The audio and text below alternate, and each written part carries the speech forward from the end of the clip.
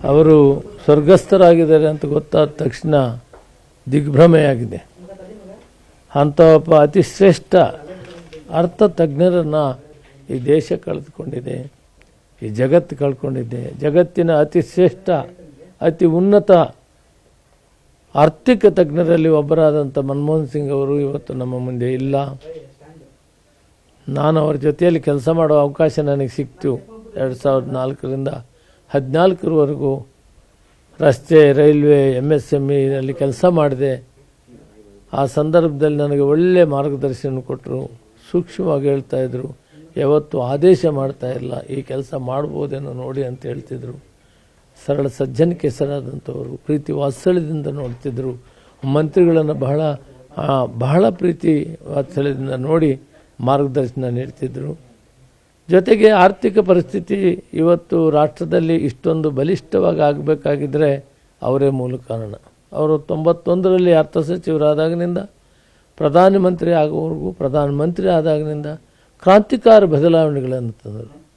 ಆ ಬದಲಾವಣೆಗಳು right to information act ಆಗ್ಬೋದು, ಮನ್ರೇಗಾ ಆಗ್ಬೋದು, ರೈಟ್ ಟು ಎಜುಕೇಷನ್ ಮತ್ತು ನ್ಯಾಷನಲ್ ಫುಡ್ ಸೆಕ್ಯೂರಿಟಿ ಆ್ಯಕ್ಟ್, ಇವೆಲ್ಲವನ್ನು ಕೂಡ ದೇಶದ ಸಮಗ್ರ ಅಭಿವೃದ್ಧಿಗೆ ಮತ್ತು ಆರ್ಥಿಕ ಪರಿಸ್ಥಿತಿಯಲ್ಲಿ ಸಬಲತೆಯನ್ನು ಈ ದೇಶ ಹೊಂದಬೇಕಾದ್ರೆ ಅವರ ಒಂದು ಕೃಷಿ ಅದನ್ನು ಇಷ್ಟು ಅಂತ ಹೇಳೋಕ್ಕಿಲ್ಲ, ಅಷ್ಟೊಂದು ಸೇವೆ ಮಾಡಿದ್ದಾರೆ. ಸರ್, ನಿಮ್ಮ ಮತ್ತು ಅವರ ನಡುವಿನ ಒಡನಾಟದಲ್ಲಿ ತುಂಬ ಮೆಮೊರಬಲ್ ಆಗಿ ಉಳ್ಕೊಳ್ಳೋಂಥ ಸನ್ನಿವೇಶ ಮತ್ತು ಅವರ ಕೊಟ್ಟಂಥ ಒಂದು ಸಲಹೆಗಳು ತುಂಬ ನೆನಪಾಗಿ ಉಳ್ಕೊಳ್ಳೋಂಥ ಸನ್ನಿವೇಶಗಳನ್ನ ಹೇಳೋದಾರೆ. MSME ಮಂತ್ರಿ ಆದಾಗ ಅವರೇ ಕರೆದು ಈ ಕೈಗಾರಿಕೆಯಲ್ಲಿ ಒಂದು ಯೋಜನೆ ಇದೆ, ಪ್ರಧಾನಮಂತ್ರಿ ಎಂಪ್ಲಾಯ್ಮೆಂಟ್ ಜನರೇಷನ್ ಪ್ರೋಗ್ರಾಮ್ ಅಂತ.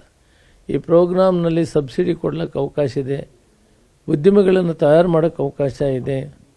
ಒಂದಷ್ಟು ಜನರಿಗೆ ಇದರಿಂದ ಸಹಾಯ ಮಾಡಿದರೆ ಅವರೊಂದಷ್ಟು ಜನಕ್ಕೆ ಕೆಲಸ ಕೊಡ್ತಾರೆ.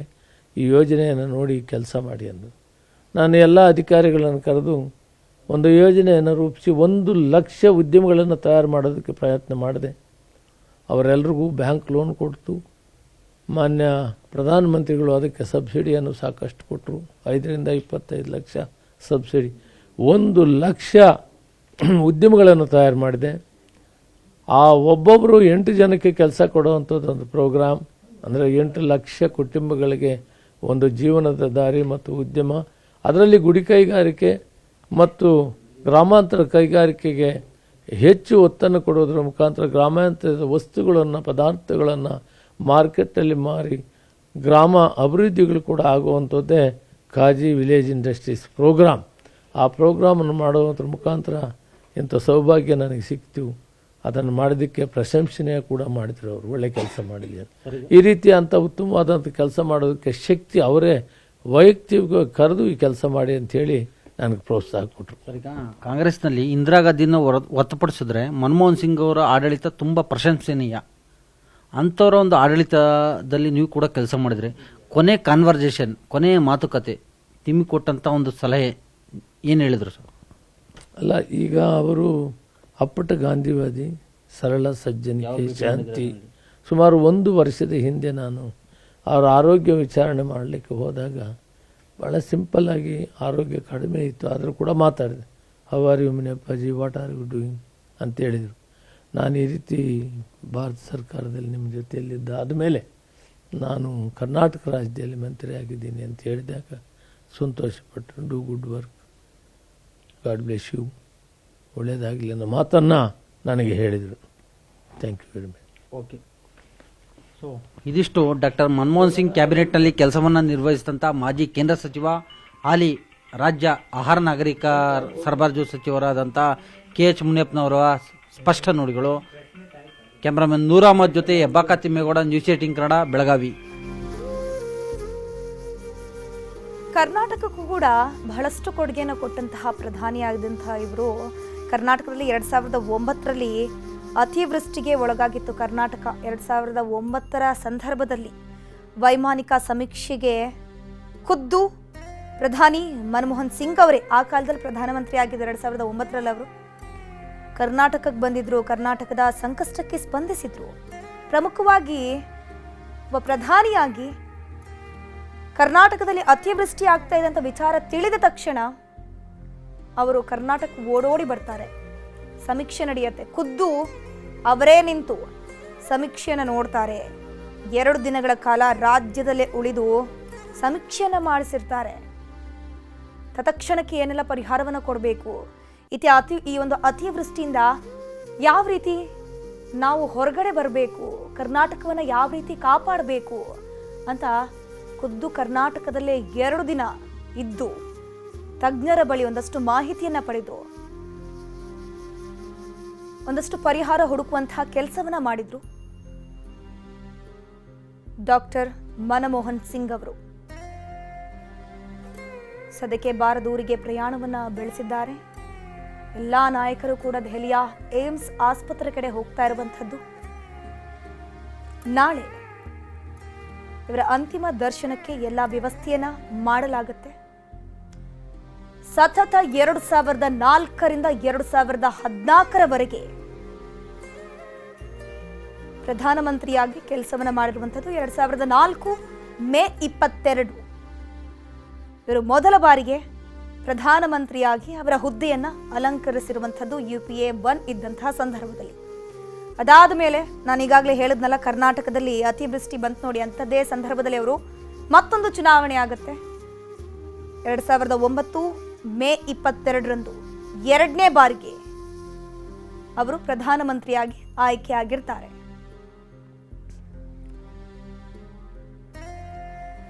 ಇದರ ಬಗ್ಗೆ ನಮ್ಮ ಜೊತೆ ಮಾತನಾಡೋದಕ್ಕೆ ಪರಿಷತ್ನ ಸದಸ್ಯ ಆಗಿರುವಂತಹ ವಸಂತ್ ಕುಮಾರ್ ಅವರು ದೂರವಾಣಿ ಸಂಪರ್ಕದಲ್ಲಿ ಜಾಯ್ನ್ ಆಗಿದ್ದಾರೆ. ಸರ್ ನಮಸ್ತೆ. ನಮಸ್ಕಾರ ಸರ್, ಆರ್ಥಿಕ ಸುಧಾರಣೆಯ ಹರಿಕಾರ ಮಾಜಿ ಪ್ರಧಾನಿ ಡಾಕ್ಟರ್ ಮನಮೋಹನ್ ಸಿಂಗ್ ಇನ್ನಿಲ್ಲ. ಅವರ ಸಾಧನೆ ಅಪಾರ, ಅದನ್ನು ಕೊಂಡಾಡದಷ್ಟು ಸಾಕಾಗೋದಿಲ್ಲ. ಆದರೆ ಕರ್ನಾಟಕಕ್ಕೆ ಅವರು ಕೊಟ್ಟಂತಹ ಒಂದು ಕೊಡುಗೆ ಏನಿದೆ ಅದನ್ನ ಈ ಕ್ಷಣದಲ್ಲಿ ನೆನಪು ಮಾಡ್ಕೋಬೇಕು. ಯಾಕೆಂದ್ರೆ 2009ರಲ್ಲಿ ಕರ್ನಾಟಕದಲ್ಲಿ ಅತಿವೃಷ್ಟಿ ಆಗುತ್ತೆ, ಖುದ್ದು ಅವರೇ ಬಂದು ಸಮೀಕ್ಷೆಯನ್ನ ಮಾಡ್ತಾರೆ, 2 ದಿನ ಇಲ್ಲೇ ಇರ್ತಾರೆ. ಆ ಒಂದು ಕ್ಷಣವನ್ನ ಮೆಲುಕು ಹಾಕೋದಾದ್ರೆ ಸರ್, 2009ರಲ್ಲಿ ದಿವಂಗತ ಮನಮೋಹನ್ ಸಿಂಗ್ ಅವರು ರಾಜ್ಯದಲ್ಲಿ ಅತಿವೃಷ್ಟಿ ಉಂಟಾದಾಗ ತಕ್ಷಣ ರಾಜ್ಯಕ್ಕೆ ಪ್ರವಾಸ ಕೈಗೊಂಡು ಏರಿಯಲ್ ಸರ್ವೆಯನ್ನು ಮಾಡಿ ರಾಯಚೂರಿನಲ್ಲಿ ಲ್ಯಾಂಡ್ ಆಗಿ ರಾಯಚೂರಿನಲ್ಲಿ ಪ್ರೆಸ್ ಮೀಟ್ ಮಾಡಿ ಇಡೀ ರಾಜ್ಯಕ್ಕೆ ತಕ್ಷಣವೇ 1,500 ಕೋಟಿ ರೂಪಾಯಿ ಪರಿಹಾರವನ್ನ ಅವತ್ತು ಘೋಷಣೆ ಮಾಡಿದ್ರು. ಮತ್ತು ರಾಯಚೂರು ಜಿಲ್ಲೆಗೆ ಪ್ರತ್ಯೇಕವಾಗಿ 70 ಕೋಟಿ ರೂಪಾಯಿಗಳ ಏನು ಬೆಳೆ ನಷ್ಟ ಮತ್ತು ಪ್ರಾಣ ನಷ್ಟ ಇನ್ನಿತರ ಏನು ಅನಾಹುತಗಳಿಗಾಗಿರುವಂತ ವ್ಯವಸ್ಥೆಯಲ್ಲಿ 70 ಕೋಟಿ ರೂಪಾಯಿಗಳನ್ನ ಅವರು ಘೋಷಣೆ ಮಾಡಿದ್ರು. ಇದು ಖಂಡಿತವಾಗಿ ಕೂಡ ಮನಮೋಹನ್ ಸಿಂಗ್ ಅವರ ಏನು ನಿಧನ ಇಡೀ ರಾಷ್ಟ್ರಕ್ಕೆ ಒಂದು ತುಂಬಲಾರದಂತ ನಷ್ಟ ಉಂಟಾಗಿದೆ. ಅವರೊಬ್ಬ ದೂರದೃಷ್ಟಿಕೋನ ಆರ್ಥಿಕ ತಜ್ಞ ಮತ್ತು ವಿಶೇಷವಾಗಿ ರಾಷ್ಟ್ರದ ಅಭಿವೃದ್ಧಿಯ ಬೆಳವಣಿಗೆಯಲ್ಲಿ ತಮ್ಮದೇ ಆದಂತ ವೈಶಿಷ್ಟ್ಯಪೂರ್ಣವಾದಂತ ಸೇವೆಯನ್ನ ಅವರು ಈ ದೇಶಕ್ಕೆ ಕೊಟ್ಟಿದ್ದಾರೆ. ಆ ಕಾರಣದಿಂದ ಇವತ್ತು ಈ ದೇಶದ ಆರ್ಥಿಕ ಸ್ಥಿತಿ ಸಮತೋಲನದಲ್ಲಿ ಇದೆ ಅನ್ಲಿಕ್ಕೆ ಕಾರಣ ಮನಮೋಹನ್ ಸಿಂಗ್ ಅವರ ಚಿಂತನೆಗಳು ಮತ್ತು ಅವರು ತಂದಿರುವಂತ ಬದಲಾವಣೆಗಳ ಕಾರಣದಿಂದ ಇವತ್ತು ದೇಶದ ಆರ್ಥಿಕ ಸ್ಥಿತಿ ಭದ್ರವಾಗಿದೆ. ಮತ್ತು ಅವರು ಏನು ಪ್ರಧಾನಮಂತ್ರಿ ಆಗಿರುವಂತ ಸಂದರ್ಭದಲ್ಲಿ 10 ವರ್ಷಗಳ ಕಾಲದ ಅವಧಿಯಲ್ಲಿ ಹಲವಾರು ಕ್ರಾಂತಿಕಾರಕ ನಿರ್ಣಯಗಳನ್ನ ತೆಗೆದುಕೊಂಡಿದ್ದು ಇವತ್ತು ನಾವು ನೆನಪು ಮಾಡ್ಕೊಳ್ಬೇಕಾಗ್ತದೆ. ಒಂದು ಆಹಾರ ಭದ್ರತೆ ಕಾಯ್ದೆ, ಅದರಿಂದ ಇವತ್ತು ದೇಶ ಪ್ರತಿಯೊಬ್ಬರು ಕೂಡ ಹಸಿವಿನಿಂದ ಸಾಯಬಾರದು, ಎಲ್ಲರೂ ಕೂಡ ಹೊಟ್ಟೆ ತುಂಬಿಸ್ಕೊಳ್ಬೇಕು ಎನ್ನುವಂತ ಹಿನ್ನೆಲೆಯಲ್ಲಿ ಆಹಾರ ಭದ್ರತೆ ಕಾಯ್ದೆಯನ್ನು ತಂದ್ರು. ಮತ್ತು ಮನ್ರೇಗಾ ಕಾಯ್ದೆ ತಂದು ಇವತ್ತು ದುಡಿಯುವ ಕೈಗಳಿಗೆ ಕೆಲಸವನ್ನ ಕೊಡುವಂತ ಒಂದು ಕ್ರಾಂತಿಕಾರಿ ಯೋಜನೆಯನ್ನ ಅವರು ಜಾರಿಗೆ ತಂದರು. ಇದಲ್ಲದೆ ಇಡೀ ದೇಶದ ಏನು ಆರ್ಥಿಕ ಬೆಳವಣಿಗೆ ಬೆನ್ನೆಲುಬಾಗಿರುವಂತ ರೈತರ ಏನ್ ಸಾಲ ಇತ್ತು, 74,000 ಕೋಟಿ ಸಾಲವನ್ನ ಮನ್ನಾ ಮಾಡಿರುವಂತ ಕೀರ್ತಿ ಮನಮೋಹನ್ ಸಿಂಗ್ ಅವರಿಗೆ ಸಲ್ತದೆ. ಅವರಾದ ನಂತರ ಮತ್ತೆ ಯಾವ ಪ್ರಧಾನಿ ಕೂಡ ಯಾರ ರೈತರ ಬೆನ್ನಿಗೆ ನಿಂತು ಅವರಿಗೆ ಸಹಕಾರಿಯಾಗಿ ನಿಂತಿರುವಂತ ಉದಾಹರಣೆಗಳು ಇವತ್ತು ನಮ್ಮ ಮುಂದೆ ಇಲ್ಲ.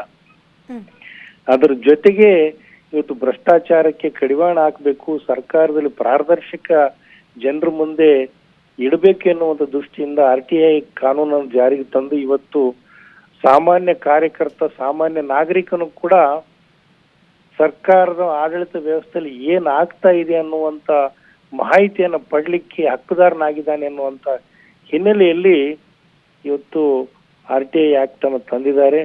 ಹೀಗೆ ಅವರು ಒಂದು ಈ ದೇಶದ ಆರ್ಥಿಕ ತಜ್ಞರಾಗಿ ಮತ್ತು ಮುಕ್ತ ಮಾರುಕಟ್ಟೆ ವ್ಯವಸ್ಥೆಯನ್ನು ಜಾರಿಗೆ ತಂದಿರುವಂತ ಹಿನ್ನೆಲೆಯಲ್ಲಿ ಇವತ್ತು ದೇಶ ಬೇರೆ ಬೇರೆ ದೇಶಗಳ ಜೊತೆಗೆ ವ್ಯಾಪಾರ ವಹಿವಾಟುಗಳನ್ನ ಮಾಡಿಕೊಂಡು ರಫ್ತು ಮತ್ತು ಆಮದು ವ್ಯವಸ್ಥೆಯಲ್ಲಿ ನಾವು ನಮ್ಮದೇ ಆದಂತ ಒಂದು ವಿಶಿಷ್ಟವಾದಂತ ಸಾಧನೆಯನ್ನು ಇವತ್ತು ನಾವು ಮಾಡಿಕೊಂಡು ಆರ್ಥಿಕ ವ್ಯವಸ್ಥೆ ಸದೃಢವಾಗಲಿಕ್ಕೆ ಕಾರಣೀಭೂತರು ಮನಮೋಹನ್ ಸಿಂಗ್ ಅವರು RBI ಗವರ್ನರ್ ಆಗಿ, ಆರ್ಥಿಕ ಇಲಾಖೆ ಕಾರ್ಯದರ್ಶಿಗಳಾಗಿ ಮತ್ತು ಆರ್ಥಿಕ ಸಚಿವರಾಗಿ ಮತ್ತು ಪ್ರಧಾನಿಯಾಗಿ ಅವರ ಸೇವೆ ಅನನ್ಯವಾಗಿದ್ದು ಇವತ್ತು ಅವರು ನಮ್ಮನ್ನು ಅಗಲಿದ್ದಾರೆ. ಅವರ ಅಗಲಿಕೆ ಖಂಡಿತವಾಗಿ ಕೂಡ ಈ ದೇಶಕ್ಕೆ ಬಹಳ ತುಂಬಲಾರದಂತ ನಷ್ಟ ಆಗಿದೆ. ಅಂತ ಒಬ್ಬ ಮುತ್ಸದ್ದಿ, ಅಂತ ಒಬ್ಬ ಆರ್ಥಿಕ ತಜ್ಞ ಮತ್ತು ಯಾವತ್ತೂ ಕೂಡ ದೇಶದ ಆರ್ಥಿಕ ವ್ಯವಸ್ಥೆಯಲ್ಲಿ ತಮ್ಮದೇ ಆದಂತ ವೈಶಿಷ್ಟ್ಯಪೂರ್ಣವಾದಂತ ಛಾಪನ್ನು ಮೂಡಿಸಿರುವಂತ ವ್ಯಕ್ತಿ ಮತ್ತೊಬ್ಬರು ಸಿಗಲಿಕ್ಕಿಲ್ಲ ಎನ್ನುವಂತ ಒಂದು ನೋವು ನಮ್ಮನ್ನ ಬಹಳ ಕಾಲದವರೆಗೆ ಕಾಡ್ತದೆ ಎನ್ನುವಂತ ಮಾತನ್ನ ಹೇಳಿಕ್ಕೆ ಇಚ್ಛೆ ಪಡ್ತೇನೆ. ಅದ್ರ ಜೊತೆಗೆ ಅವರೊಬ್ಬ ಸಭ್ಯ ರಾಜಕಾರಣಿ.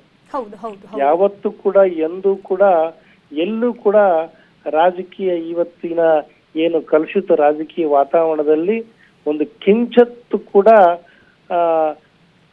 ಏನು ಬಾಯಿ ತಪ್ಪಿ ಕೂಡ ರಾಜಕೀಯದ ಒಂದು ಮಾತನ್ನು ಆಡ್ಲಿಲ್ಲ ಅವರು. ಯಾವತ್ತೂ ಕೂಡ ಆಡಳಿತದ ವ್ಯವಸ್ಥೆ, ಉತ್ತಮ ರಾಜಕಾರಣ, ಸಭ್ಯ ರಾಜಕಾರಣ ಮತ್ತು ಮೌಲ್ಯಾಧಾರಿತ ರಾಜಕಾರಣ ಎಂದ್ರೆ ಮನಮೋಹನ್ ಸಿಂಗ್ ಅವರನ್ನ ನೆನೆಸ್ಕೊಳ್ಬೇಕಾಗ್ತದೆ. ಇವತ್ತು ಅವ್ರ ಜೊತೆಗೆ ಸೋನಿಯಾ ಗಾಂಧಿ ಅವ್ರನ್ನು ಕೂಡ ನಾವು ಇವತ್ತು ನೆನೆಸ್ಕೊಳ್ಬೇಕಾಗ್ತದೆ. ಸೋನಿಯಾ ಗಾಂಧಿ ಅವರಿಗೆ ಅವತ್ತು ಬಂದಂತ ಅವಕಾಶವನ್ನ ಅವರು ತ್ಯಾಗ ಮಾಡಿ ಇಲ್ಲ ದೇಶವನ್ನ ಮುನ್ನಡೆಸುವಂತ ಶಕ್ತಿ, ಸಾಮರ್ಥ್ಯ ಮನಮೋಹನ್ ಸಿಂಗ್ ರವರಲ್ಲಿದೆ. ಅವರ ಮುತ್ಸದಿತನ, ಅವರ ಸೇವೆ ದೇಶಕ್ಕೆ ಅವಶ್ಯಕತೆ ಇದೆ ಅಂತ ಹೇಳಿ ಮನಗಂಡು ಗುರುತಿಸಿ ಅವರನ್ನ ಪ್ರಧಾನಮಂತ್ರಿ ಸ್ಥಾನದಲ್ಲಿ ಕೂಡಿಸಿರುವುದು ಸೋನಿಯಾ ಗಾಂಧಿ ಅವರು. ಅವರನ್ನು ಕೂಡ ಇವತ್ತು ನೆನೆಸ್ಕೊಳ್ಬೇಕಾಗ್ತದೆ. ಆ ಕಾರಣದಿಂದ ದೇಶ ಇವತ್ತು ಒಬ್ಬ ದೊಡ್ಡ ಹಿರಿಯ ಮುತ್ಸದ್ದಿಯನ್ನ, ಆರ್ಥಿಕ ತಜ್ಞರನ್ನ ಕಳ್ಕೊಂಡಿದ್ದೇವೆ. ದೇಶಕ್ಕೆ ಬಹಳ ತುಂಬಲಾರದ ನಷ್ಟ ಎನ್ನುವಂತ ಮಾತನ್ನ ನಾನು ಈ ಸಂದರ್ಭದಲ್ಲಿ ಹೇಳ್ತೇನೆ. ಅವರು ತಂದಿರುವಂತ ಬದಲಾವಣೆಗಳು, ಕ್ರಾಂತಿಕಾರಿಕ ನಿರ್ಣಯಗಳು ಯಾವತ್ತೂ ಕೂಡ ಜೀವಂತವಾಗಿರ್ತವೆ ಮತ್ತು ವಿಶೇಷವಾಗಿ ಬಡವರಿಗೆ ಅನುಕೂಲ ಆಗುವಂತ ಎಲ್ಲ ಏನು ಕ್ರಾಂತಿಕಾರಿಕ ನಿರ್ಣಯಗಳನ್ನು ತೆಗೆದುಕೊಂಡಿದ್ದಾರೆ ಅವೆಲ್ಲವೂ ಕೂಡ ಇವತ್ತಿಗೂ ಕೂಡ ಸರ್ಕಾರಗಳು ಬದಲಾವಣೆ ಆದ್ರೂ ಕೂಡ ಆ ಯೋಜನೆಗಳು ಬಂದಂತ ಸರ್ಕಾರಗಳು ಮುಂದುವರಿಸ್ಕೊಂಡು ಹೋಗಿದೆ. ಇದಕ್ಕೆ ಕಾರಣ ಏನಂತಂದ್ರೆ ಅವು ಜನಪ್ರಿಯ ಯೋಜನೆಗಳು, ಜನರಿಗೆ ಅನುಕೂಲಕರವಾದಂತ ಯೋಜನೆಗಳು, ಆಹಾರ ಭದ್ರತೆ ಕಾಯ್ದೆ ಆಗಿರ್ಬೋದು, ಮನ್ರೇಗಾ ಆಗಿರ್ಬೋದು, ಇನ್ನಿತರ ಯೋಜನೆಗಳು, ಬಡವರಿಗೆ ಅನುಕೂಲ ಆಗುವಂತ ಯೋಜನೆಗಳು ಖಂಡಿತವಾಗಿ ಕೂಡ ಅವು ಎಲ್ಲಿವರೆಗೆ ಬಡತನ ನಿವಾರಣೆ ಆಗುವುದಿಲ್ಲವೋ ಅಲ್ಲಿವರೆಗೆ ಅವು ಇರ್ತವೆ ಅನ್ನುವಂತ ಮಾತನ್ನ ಕೇಳಲಿಕ್ಕೆ ಇಚ್ಛೆ ಪಡ್ತೇನೆ.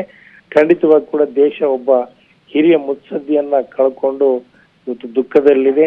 ನಾವೆಲ್ಲರೂ ಕೂಡ ಅವರ ಆತ್ಮಕ್ಕೆ ಶಾಂತಿ ಕೋರಿ ಅಂತ ಅವರ ವಿಚಾರಗಳನ್ನ, ಅವರ ಆದರ್ಶಗಳನ್ನ, ಅವರು ಕೊಟ್ಟಿರುವಂತ ಕೊಡುಗೆಗಳನ್ನ ಸದಾ ನಾವು ಸ್ಮರಿಸ್ತೇವೆ ಅನ್ನುವಂತ ಮಾತನ್ನ ಹೇಳಲಿಕ್ಕೆ ಇಚ್ಛೆ ಪಡ್ತೇವೆ. ಥ್ಯಾಂಕ್ ಯು ವಸಂತ್ ಕುಮಾರ್ ಅವರೇ, ನ್ಯೂಸ್ 18 ಜೊತೆ ಮಾತನಾಡಿದ್ದಕ್ಕೆ.